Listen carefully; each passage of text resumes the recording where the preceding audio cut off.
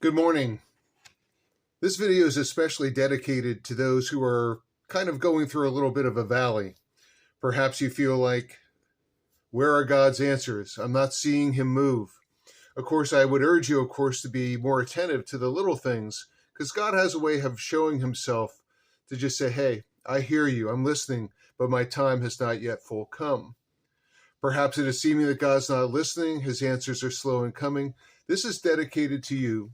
I'm going to read this from Psalm 77. I'm reading from verses 9 through 12. Hath God forgotten to be gracious?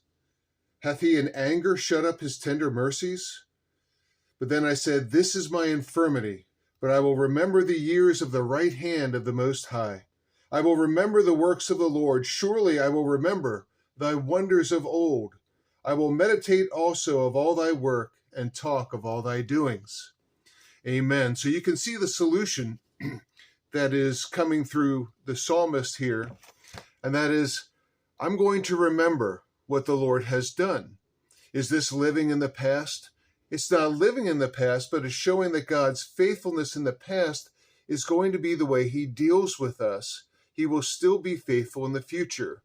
You'll remember this from Lamentations chapter 3, where Jeremiah is saying, my affliction and my misery, the wormwood and the gall, I have them in remembrance. And then my heart is humbled in me because I see God's mercies. He was seeing God's mercies, that they were new every morning. He has shown his compassion because he wasn't consumed. If you were Jeremiah, of course, the book of Lamentations, I think, had a lot to do with him being in the dungeon, being imprisoned, as you read in the book of Jeremiah. But you see what happened later when the enemy came. He had great favor with King Nebuchadnezzar and the captain of his guard, Nebuzaradan. They recognized that he was a prophet of God and he had been imprisoned for saying the right thing to his people. And so we want to remember the past. If you're going through a hard time, if you're waiting for God's answers, remember what the Lord has done. And I encourage this in two ways. Number one is I encourage it from the Bible, because there are lots and lots of stories from the Bible, and stories of which, things took a long time. I just mentioned this from Jeremiah.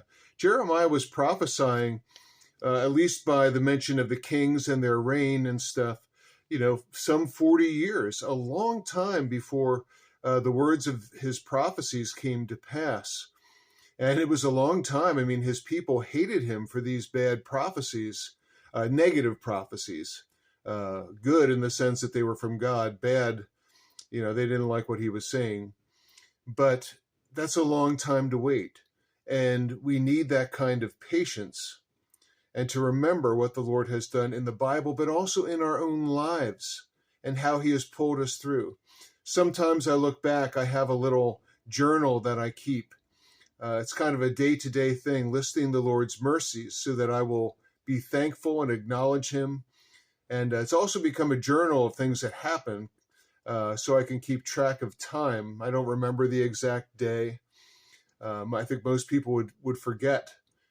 So I like to write it down. I can look back and say, oh, this was so long ago. But sometimes I'll write down periods in which we were in great distress. And then later, of course, we're seeing how the Lord pulled us through. So this is how, tribulation is something that we rejoice in, because we will learn from that and we will be encouraged for the future. We should also remember that everything is preparation.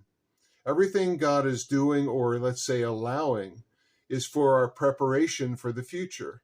He wants the best for us.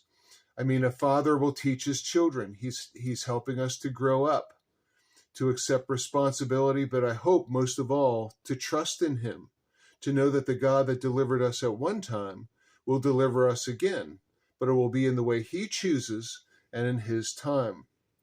I also point out, excuse me, that our trials will become greater over time.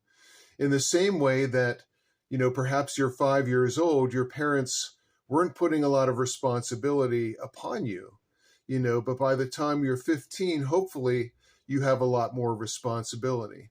Of course, here in the U.S., I think we see a lot of spoiling, but we've been blessed here in our area to see a lot of families that teach their children chores and stuff from the time they are very young. And this is what the Lord will do with his own. He will prepare us. He won't just give a man a fish, he'll teach him to fish. And this is what a good father will do. And our Father is perfect in all of his ways. And so I just urge you not to fall in love with this world.